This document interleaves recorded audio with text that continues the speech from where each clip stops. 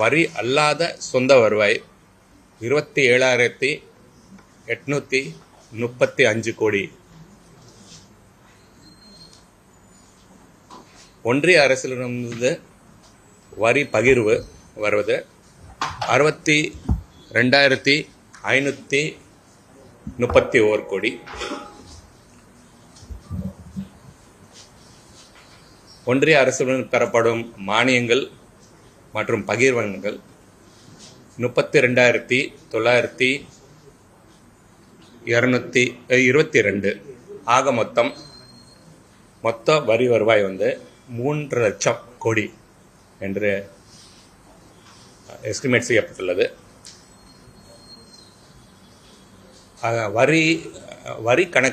வருவாய் கணக்கில் செலவு 54,05,802 கோடியாக மதிப்பீடு செய்யப்பட்டுள்ளது. ஆகவே வருவாய் கணக்கில் பற்றாக்குறை என்பது 55,775 கோடி என்று மதிப்பீடு செய்யப்பட்டுள்ளது. இதற்போக மூலதன கணக்கில் செலவுகள் 56,985 கோடியாக மதிப்பீடு செய்யப்பட்டு மொத்த பற்றாக்குறை 1,22,000 கோடி என்று மதிப்பீடு செய்யப்பட்டுள்ளது. இந்த வரவு செலவு திட்டத்தில் நிதிநிலை அறிக்கையில் பல புதிய திட்டங்கள் அறிமுகம் செய்யப்பட்டுள்ளது. அதில் பல திட்டங்களை இந்த அரசு தொடங்கியுள்ளது. முக்கியமான இதில் அம்சங்கள் எதெல்லாம் இந்த பட்ஜெட்டில் சேர்க்கப்பட்டுள்ளது என்பதை நான் சுருக்கமாக சொல்ல விரும்புகிறேன். அதில் 200 யூனிட் ஃப்ரீ பவர் கொடுக்கறதுக்காக அது 1,545 கோடி. பயிர்க்கடன் அது 75,000 ரூபாய் வரை முழு வரும். அதுக்கு மேலே இருக்கிறவங்களுக்கு 35,000 என்று வரும். அந்த திட்டத்தில் 6,082 கோடியும், அண்ணன் சீர் திட்டத்தில் 812 கோடி, தாய்மாமன் தங்க மோதிரம் திட்டம் 560 கோடி, வெற்றி வீடு திட்டம் 1000 கோடி, சிங்கப்பெண் ஃபோர்ஸ் படை அதில் 313 கோடி, ஊரக சாலைகள் அங்கே புனரமைப்புகளுக்கு 504 கோடி, ஸ்டிங் என்ற ஆன்டி நார்காட்டிக்ஸ் ஃபோர்ஸ் அதுக்கு 256 கோடி, தமிழ்நாடு வெற்றி என்ற ஊரக பகுதியில் செயல்படுத்த ஒரு பெரிய திட்டம் அதுக்கு 2,283 கோடி மூலதன செலவில். Comprehensive chief ministers integrated urban transformation mission என்ற திட்டத்தில் 2,077 கோடி அலாட்மெண்ட்டு. இது போன்ற பல திட்டங்கள் சேர்க்கப்பட்டுள்ளது.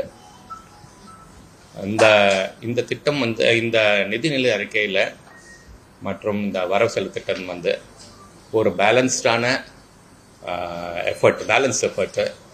ஏன்னா ஒயிட் பேப்பரில் ஏற்கனவே குறிப்பிட்டவாறு நிதி நிலைமை மிகவும் இக்கட்டான நிலைமையில் தான் இந்த கடந்த 3 மாதங்களுக்கு முன்பு இருந்தது நிலை. அது இந்த 3 மாதங்களில் பல நடவடிக்கைகள் எடுக்கப்பட்டுள்ளது. இந்த வரவுகளை அதிகரிக்கிறதுக்காக பல நடவடிக்கை எடுக்கப்பட்டுள்ளது. இதெல்லாம் நமது நிதியமைச்சர் அவர்கள் விரிவாக விளக்கம் இதில் நிதி அறிக்கையில் சொல்லியிருக்கிறார்கள். அதே போன்று இந்த எக்ஸ்பெண்டிச்சர் சைடில் செலவு சைடில் நிறைய ஆப்டிமைசேஷன் அண்ட் செலவு சைடில் எஃபிஷியன்சி கூட்டுறதுக்காக நடவடிக்கை பல எடுக்கப்பட்டுள்ளது என்பதையும் இந்த நிதிநிலை அறிக்கையில் மாண்புமிகு நிதி அமைச்சர் அவர்கள் தெரிவித்துள்ளார்கள் என்று நீங்கள் எல்லாரும் அறிவீர்கள். ஸோ அதன் மூலமாக புதிய அடிஷ்னல் ஃபிஸ்கல் ஸ்பேஸ் கிரியேட் செய்யப்பட்டுள்ளது. அதில் அந்த ஃபிஸ்கல் ஸ்பேஸ் என்பது கிட்டத்தட்ட ஒரு 15,000-20,000 கோடிக்கு அளவு தான் இப்போ படிப்படியாக எக்ஸ்பேண்ட் பண்ணிட்டு வருகிறோம். அது எந்த அளவுக்கு அது எக்ஸ்பேன்ஷன் நடக்குதோ அந்த அளவுக்கு தான் புதிய திட்டங்களை வந்து நம்ம வந்து அதில் வந்து இன்ட்ரடியூஸ் பண்ண முடியும். இந்த விவரமெல்லாம் நம்ம ஒயிட் பேப்பர் ப்ரெசென்ட் பண்ணும்போது எல்லாம் நான் எடுத்து சொல்லியிருந்தோம். ஏன்னா இந்த நிலைமை வந்து நிதி நிலைமை இருக்கிற சுச்சுவேஷன் வந்து ஒரே ஆண்டில் அது சீர் செய்ய முடியாது. ஒரு குறைந்தபட்சம் 2 ஆண்டு ஆகும். அதுவும் வந்து அவசரப்பட்டு ஏதாவது மொத்தமாக நம்ம வந்து ஏதாவது பெரிய செலவுகள் எடுக்கிற நிலைமையிலையும் இல்லை. மொத்தமாக எடுத்தாலும் அது வந்து அரசோட பேசிக் ஃபங்க்ஷனிங் எஃபெக்ட் ஆகிறதுக்கு வாய்ப்பு இருப்பதனால தான் படிப்படி அப்ரோச் வந்து நாங்கள் நீதித்துறையிலேருந்து வந்து ரெக்கமெண்ட் பண்ணியிருக்கிறோம். அதுபடி தான் இந்த நிதிநிலை அறிக்கை செய்யப்பட்டுள்ளது.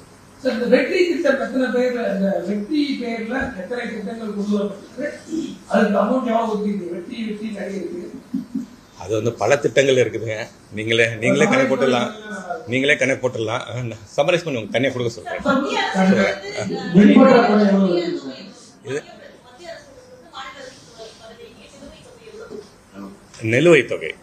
நிலுவைத் தொகைன்னு போனா ஒரு 5,600 இது சர்வீஸ் வரும்.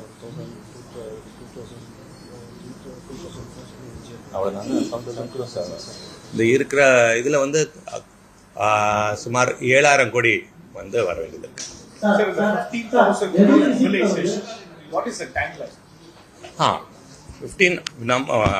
We are, and you in budget specially you would have noticed already that we have mentioned that lot of effort has been taken already for for efficient in terms of revenues, additional revenues, to get what was being leaked, what was there leakage, is to bring them back to our treasury. In that respect, about 2,000 crores has come on that. Then there are other efforts which have been taken to, just one moment, revenue efforts which have been taken, in particular on the liquor side about 1,500 crores. Then that action is being taken on stamps and duties registration side also, to review the anomalies and GLVs that we are underway. That the outcome should be seen in next few months. Then we are also worked a lot on commercial taxes side, on the GST side. As I had mentioned earlier during the white paper time also, that there is a need to gain confidence from the taxpayers, and that comes only when we give clean tax administration, and and that needs a good faceless tax administration system. So in the faceless tax administration system வந்து GST-ல கொண்டு வந்ததுனாலையும் மற்றும் அதில் வந்து audit as well as scrutiny அதையும் faceless மூலமாக நடவடிக்கை எடுக்கப்பட்டுள்ளது. இந்த ஜிஎஸ்டியிலே வந்து நம்ம பார்க்க போனீங்கன்னா we are expecting a normal growth of 12% plus over and above that 4,000-5,000 crores of gain on account of this interventions, these initiatives. Yes, we are expecting that. And so income source of நீங்க எப்பவும் திரும்ப அந்த tax அந்த இதெல்லாம் சொல்லிட்டே இருக்கணும். ஒவ்வொரு முறையுமே வந்து அது கூடுதலா வேற எந்த இதுக்குமே பிளான் பண்ணலையா? ஏன்னா ஒன்லயே வந்து பார்த்தோம்னா டாக்ஸ் கலெக்ஷன் பண்றீங்கன்னா டாப் மார்க்குன்னா மணல் சம்பந்தமா இருக்கு. வேற மற்ற துறையில இருந்து செலவினங்கள் குறைச்சி வட இன்கம் சோர்ஸ் பண்ற மாதிரி பிளான் பண்ணவே இல்லையே? பண்ணியிருக்கோம். Absolutely. அது நீங்க லெட்டஸ் எந்த துறைன்னு சொல்றீங்க? Can you give more specific? Income சோர்ஸ்க்கு எந்த மாதிரி இருக்குன்னு கேக்குறேன். இல்ல, நம்ம கான்ஸ்டிடியூஷனல் ஸ்கீம் ஆஃப் திங்ஸ்ல பார்க்க போனீங்கன்னா மாநிலத்துக்கு வந்து சில ரெவென்யூ சோர்சஸ் மட்டும் தான் இயர்மார்க் செய்யப்பட்டுள்ளது. அதை பார்க்க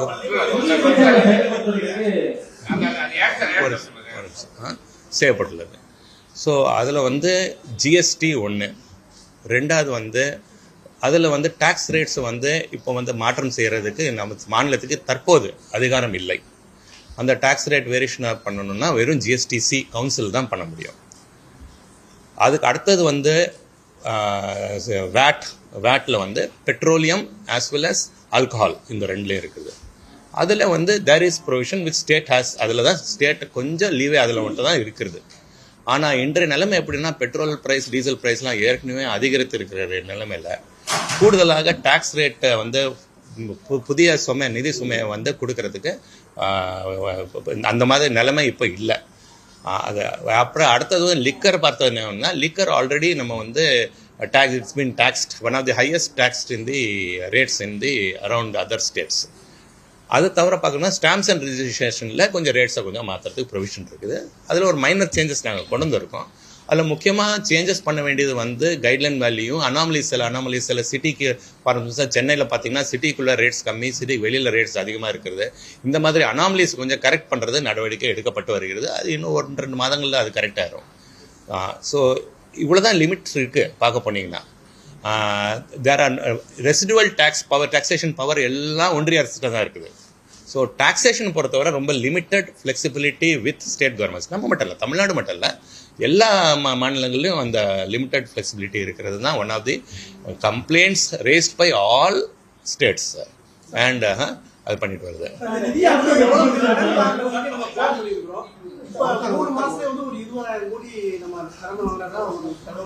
இல்லை லெட் அஸ் பி கிளியர். ஒன்றும் இல்லை, நீங்கள் வந்து மொத்த பற்றாக்குறைன்னு கணக்கு பார்த்துக்கிட்டிங்கன்னா அது வந்து 1.22 lakh crores, 1,22,000 கோடி வந்து கணக்கெடுக்கப்பட்டுள்ளது. இது பார்த்தீங்கன்னா மொத்தம் வந்து இட்ஸ் பர்சன்டேஜ் ஆஃப் ஜிஎஸ்டிபின்னு கணக்கெடுப்போம். அதாவது மொத்த மாநிலத்தின் மொத்த உள்நாட்டு உற்பத்தி கணக்கு. அந்த கணக்கில் பார்த்தோம்னா அது கரெக்டாக உங்களுக்கு ஜஸ்ட் 3% கொஞ்சம் கம்மியாக வருது. அது வித்தின் தி லிமிட்ஸு. கடன் நான் ஏற்கனவே ஒயிட் பேப்பர் ப்ரெசென்ட் பண்ணும்போது நான் கிளியராக சொன்னேன், எந்த கவர்மெண்ட்டும் தமிழ்நாடுலேயே எந்த மாநிலத்தில் இருந்தாலும் கடன் வாங்குவது வந்து கவர்மெண்ட் ஆஃப் இந்தியா பர்மிஷன் இல்லாமல் வாங்க முடியாது. ஸோ கவர்மெண்ட் ஆஃப் பர்மிஷனோட தான் வாங்குவோம் நம்மளும். இந்த 1.22 lakh crores தான் 3%க்குள்ளே இருக்கிறதுனால அந்த அளவுக்கு நம்ம கடன் வாங்க வேண்டியது வரும். அப்படி கடன் வாங்கினோம்னா 1.22 lakh crores நெட் நிகர கடன் சொல்கிறது. அதாவது கடன் செலுத்துறதுக்கு வந்து நிகர கடன் பார்க்க போனீங்கன்னா அந்த கணக்கு வருது. அப்படி பார்க்க போனீங்கன்னா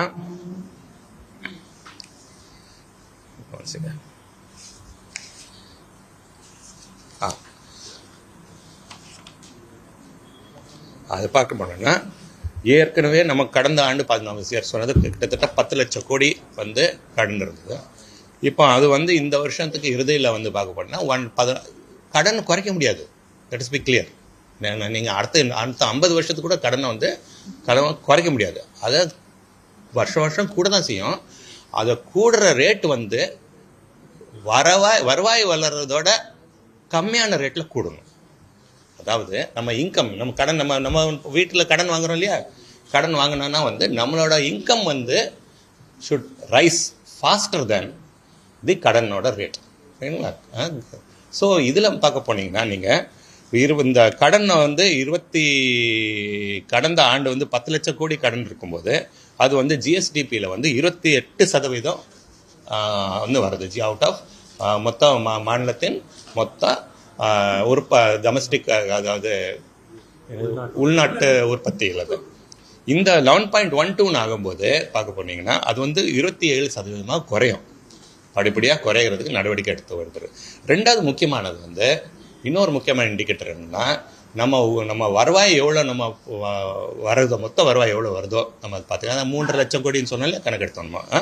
அந்த 3.5 லட்சம் கோடிக்கு வந்து நம்ம கடன் கணக்கு பார்த்தோம்னா 10 லட்சம் கோடி இந்த கடந்த ஆண்டில் வந்து அது வந்து 3.4 மடங்கு இருந்தது. 3.4 டைம்ஸ். ஆமாம், 3.4 டைம்ஸ் இருந்தது.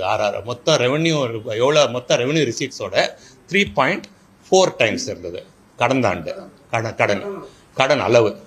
இந்த ஆண்டு வந்து இந்த நம்ம கடனை வந்து அந்த அளவுக்கு நம்ம ரைஸ் பண்ணாதனால இந்த ஆண்டு வந்து அது 3.17% குறையும்.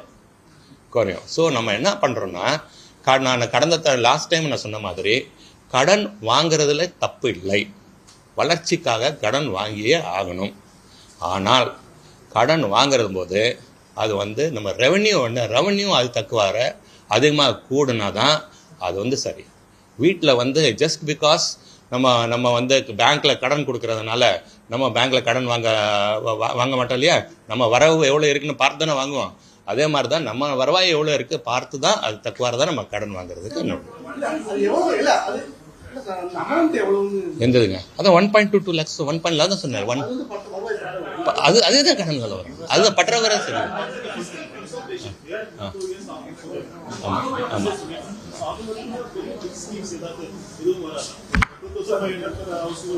No, let us be clear. நீங்கள் இல்லை அப்படி சொல்லலை. It is not like that. அது வந்து படிப்படியாக டெஃபினட்டாக as I said earlier also Vetri Tamilagam document வந்து எங்களோட guiding document for our government. Vetri Tamilagam document வந்து கேபினெட்டில் பாஸ் பண்ணி அது கைடிங் டாக்குமெண்ட். அதில் இருக்கிற எல்லா திட்டங்களையும் செயல்படுத்துறது தான் எங்களோட அதுக்கு தான் நம்ம பிளான். அதுக்கு தான் நானும் இருக்கிறேன். இங்கே வந்து அதுக்கு தேவையான நிதிகளை மொபிலைஸ் பண்ணுறது தான் இருக்கிறேன். ஆனால் அந்த நிதி மொபிலைசேஷன் ஒரே நாளில் ஒரு மாதங்களில் பண்ண முடியாது. அவர் நிதி அமைச்சரில் போனதோட சொன்ன மாதிரி அதுவும் 1 year 1.5 2 years ஆகும். அது வந்து அது அந்த ஃபிஸ்கல் ஸ்பேஸ் கிரியேட் பண்ண தான் புதிய திட்டங்களை இன்ட்ரடியூஸ் பண்ணிகிட்டே வரும். இப்போவுமே பார்க்க போனீங்கன்னா இந்த லாஸ்ட் 4-5 months பல திட்டங்கள் ஏற்கனவே பெரிய திட்டங்கள் வந்து ஏற்கனவே இன்ட்ரடியூஸ் செய்யப்பட்டுள்ளது. உங்களுக்கு எல்லாருக்குமே தெரியும் அது. ஸோ இது வந்து நீங்கள் சொல்கிற மாதிரி அடுத்து கூடுதலாக அந்த big ticket schemes like increasing இந்த pension for it will come. Definitely it will come in stages. It's a matter of just maybe probably 1 year. Within next 1 year, definitely it will come. Not even 1 year. We are expecting revenues grow பண்ண அது படிப்படியாக வரும்.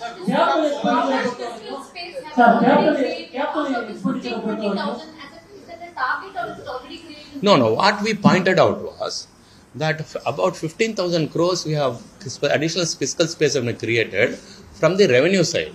Please also recognize that on the expenditure side, lot of work has happened, particularly in reducing the quality of expenditure in capital works, in procurement, which Honorable Minister had pointed out. Right? Okay. And we expect that what is 5,000 crores last year is 6,000 crores this year. Because we do more work out of the same money. I hope you understand. Right? Which one? No. I'm sorry. I don't agree with you on that point. To say that these welfare schemes are simply doles and etc. is not something which we don't subscribe to completely. I think there is a need for a balance between welfare schemes and physical capital. Welfare schemes which including scholarship, you may call welfare schemes, you see. And there are many schemes which are for empowerment of women, right? There was a time when a free cycle scheme was called a dole. And then everybody started saying it is one of the best schemes that was introduced subsequently and which we are implementing till date, right? So we cannot say that they are per doles per se. They are welfare schemes. They are intended for providing social and human capital, enhancing social and human capital. But that is not all. We need both. We need all three. நமக்கு தேவையானது social capital வேணும், human capital வேணும், முக்கியமாக physical capital வேணும். All three capitals we have to work on, right? So we are balancing them. If you notice one thing, that this government has not cut down any welfare scheme because they are. Honorable Minister has already said in the thing also that all these welfare schemes, if you have seen one of the paragraphs there, they specifically said all these welfare schemes are not largesse. They are there for as an investment in human capital and social capital, right? So this budget is a balance between the two. We have, as you see, there is a demand for increasing the welfare schemes, but we could not increase certain things immediately. We will increase. As we increase our fiscal space, as we provide a balanced allocation between physical capital and human capital and social capital, right? So we have to go balance. We must எல்லாரும் இதில் முக்கியமாக புரிஞ்சிக்க வேண்டியது என்னன்னா welfare, அதாவது நலத்திட்டங்களும் முக்கியம் தேவை, மூலதன செலவுகள், ரோடு கட்டமைப்பு திட்டங்களும் தேவை. ரெண்டுமே தேவை. One cannot hurt the other. ஒன்று வந்து அதை வந்து hurt the other, right? So அதை ரெண்டையும் பேலன்ஸ் பண்ணி கொண்டு போகிறது தான் வந்து நிதிநிலை அறிக்கையில் நடவடிக்கை. மூலதன செலவுகள் வந்து 10% அதிகரிச்சு சொல்லிருக்கீங்க. ஆனா இன்னைக்கு வந்து அந்த ஒரு ஹாஸ்பிட்டலான அந்த தனி கார்பரேஷன் பெரும்பாலான ஸ்கீம்ஸ் வந்து பப்ளிக் பிரைவேட் பார்ட்னர்ஷிப்ல தான் அனௌன்ஸ் பண்ணிருக்கீங்க. அப்படின்ற போது இந்த மூலதன செலவுகள்ல பெரும்பாலும் பப்ளிக் பிரைவேட் பார்ட்னர்ஷிப் தான் போகுதா? அதுல என்ன மாதிரி பாலிசியா கவர்மெண்ட் ஃபாலோ நினைப்பாங்க? கவர்மெண்ட்டோட எங்களோட சொல்கிறேன்னா, நீங்கள் ஹாஸ்டல் பார்க்குறீங்க, ஹாஸ்டல் சொல்கிறீங்க, எக்ஸாம்பிள் ஹாஸ்டல், இன்னொரு ரெசிடென்ஸ் மற்றெல்லாம் இருக்குது. What is the role of a government? To provide service. கட்டுறது வேலையா? Service provider. ஹாஸ்டல் அகாமடேஷன் கொடுக்கறது தான் கவர்மெண்ட்டோட ரோல். அந்த ஹாஸ்டலை கட்டுறது கவர்மெண்ட்டோட role, not necessarily role, right? So அந்த தி பப்ளிக் பவர் ப்ரைவேட் பார்ட்னர்ஷிப்பில் என்ன பண்ணுறது, தீஸ் கைண்ட் ஆஃப் ப்ரோக்ராம்ஸ் எதுக்காக போகிறதுன்னா வந்து கன்ஸ்ட்ரக்ஷன் இன்வெஸ்ட்மெண்ட் எல்லாம் வந்து ப்ரைவேட் செக்டரில் பண்ணிட்டு அதில் வந்து நமக்கு வந்து நல்ல குவாலிட்டி ஹாஸ்டலில் வந்து நம்ம ஸ்டூடெண்ட்ஸை வந்து தங்க வைக்கிறது தான் நம்மளோட ரோல் இல்லையா? நம்மளா கட்டி அதில் தான் நான் தங்க வைக்கணும்னு சொல்கிறது தான் வந்து அரசோட இதில். அது வந்து இது ப்ளஸ் கவர்மெண்ட்டில் நம்ம ஒரு கட்டணமான கட்டினோன்னா அதில் உங்களுக்கே தெரியும், அதில் வந்து ஓவர் எஸ்டிமேஷன் பண்ணி பல இது வந்து it's a common thing which has been there in existence. ரொம்ப ரிஸ்க் இது பண்ணுவாங்க. ஆஸ் பர் டிசைன் வந்து ஓவர் டிசைன் பண்ணி அதில் cost are generally higher. Private sector is far more efficient. இதனால தான் பிபிபி சிஸ்டம் வந்து பல எல்லா துறைகள்லையும் பிபிபி பண்ண முடியாது. இப்போ நம்ம வந்து ஸ்கூலில் வந்து டீச்சர்ஸை வந்து ப்ரைவேட்டைஸ் பண்ண முடியாது. That is not possible. But infrastructure சைடில் வந்து பிபிபி சில செக்டர்ஸில் வந்து டெஃபினட்டாக பண்ணணும். As long as the quality of service, the objective is to provide quality of service and private sector can contribute. அது பண்ணுறது நல்லது. ஸோ நம்ம வந்து state government point of view பார்க்க போனீங்கன்னா எங்கள்கிட்ட கடன் வாங்குறதுக்கு வந்து ஒரு லிமிட்டேஷன் இருக்குன்னு நான் போன தடவை சொன்னேன். ஸோ இப்போ நான் வந்து இதில் நாங்களே வந்து கட்டணும், அதுக்கு நாங்கள் பணம்னா கடன் வாங்கணும். கடன் வாங்கினா இவ்வளோ தான் கடன் வாங்க முடியும். ஸோ அதனால் என்ன ஆகும்னா எங்களுக்கு 10,000 வீடு தான் கட்ட முடியும். 10,000 ஹாஸ்டல் தான் ஒரு வருஷத்துக்கு 10,000 15,000 ஹாஸ்டல்லாம் கட்ட முடியும். இது ப்ரைவேட் செக்டர் மூலமாக பிபிபி மூலமாக 1 லட்சம். இப்போ இந்த scheme is for 1 lakh hostel beds, ரைட்டுங்களா? ஸோ அதனால் we have to see that private சில ப்ரோக்ராம்ஸை வந்து நம்ம பிபிபி மோடில் நம்ம வந்து ப்ரொபோஸ் பண்ணியிருக்கோம். எதுங்க? No. தனியார், let us understand. தனியார் மையம் is different from, let us understand. தனியார் மையம் is privatization. Public private partnership is public partnership. ரெண்டுக்கும் நிறைய வித்தியாசம் இருக்கு. நீங்க please study economics before you come to us. இதுங்க? Why is capex down from the interim budgets? Any reason? Yeah. The capex is now actually it's down by minor the thing is there. There's only minor reduction in capex is shown here. Please understand, as I said earlier also, just now I mentioned that 56,000 crores today, take 10%, is 62,000 to 65,000 of yesterday. I hope you got my understood. Yeah. How much spending discipline? Which one? எதுங்க?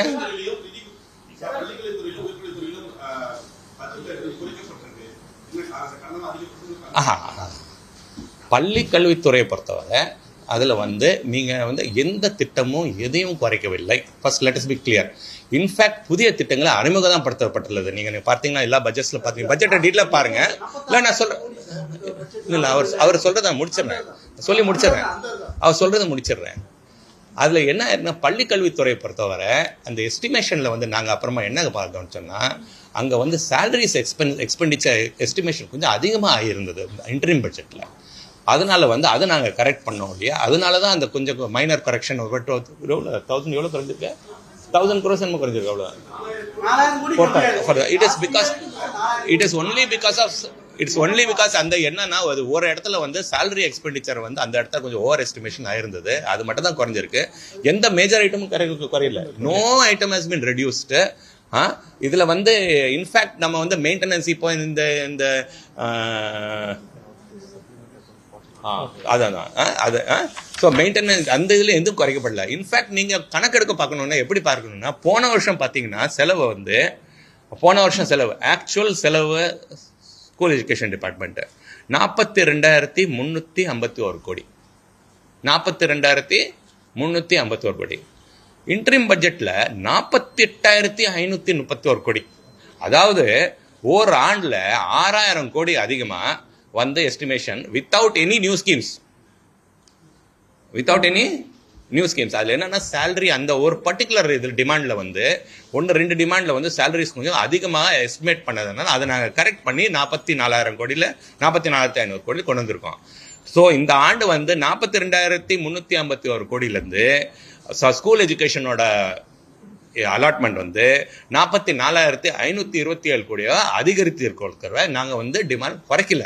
IP தவிர அந்த unfortunately அது estimate இருக்கிறத நம்ம correct பண்ணிருக்கோம்.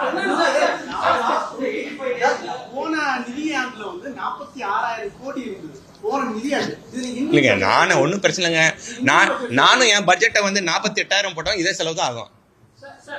Please understand. செலவு ஆகிறது வந்து சேலரிஸ்ல நான் வந்து இன்னொரு 4,000 கூட கூட்டி போட்டேன்னு வச்சுங்களேன், கடைசியில் அது செலவாகாது, அதே செலவு தான். நீ போன வருஷம் பார்க்க போனீங்கன்னா பட்ஜெட்ல வந்து இப்போ வந்து 42 ஆக்சுவல் செலவு ஆகினது வந்து இது வந்து 42,351 கோடி தான் ஸ்கூல் எஜுகேஷன்ல. சரிங்களா? இப்போ நம்ம அலாட் பண்ணது 44,525 கோடி. அதாவது 6% 7% அவ்வளோதான் சேலரிஸ் இன்க்ரீஸ் ஆகுது, அவ்வளோதான் ஆகும். 20% சேலரிஸ் ஒரு வருஷத்துல இன்க்ரீஸ் ஆகாது. ரைட்டுங்களா? வெயிட் நான் எல்லாருக்கும் I give chance just one by one. நீங்க சொல்லுங்க. Wait next please.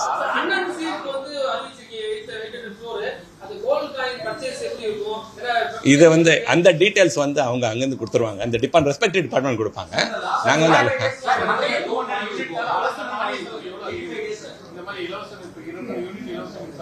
ஆமா இல்ல மொத்தமாவா? இல்ல மொத்தமா வந்து ஓவரால் வந்து நான் வேரியஸ் திட்டங்கள் நான் சொன்ன மாதிரி, நான் ஏற்கனவே சொன்ன மாதிரி எல்லா திட்டங்களும் வந்து நலத்திட்டங்களை வந்து இலவச திட்டம்னு கன்சிடர் பண்ணக்கூடாது ஃபர்ஸ்ட், ரைட்? பட் இருந்தாலும் அந்த ஓவரால் வந்து கிட்டத்தட்ட 18,000 கோடி வந்திருக்கு.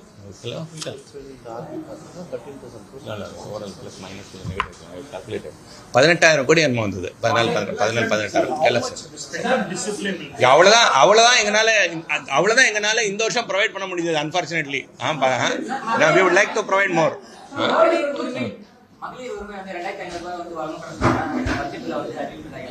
நான் இவ்வளவு நேரம் என்ன சொன்னேன் உங்கள்கிட்ட?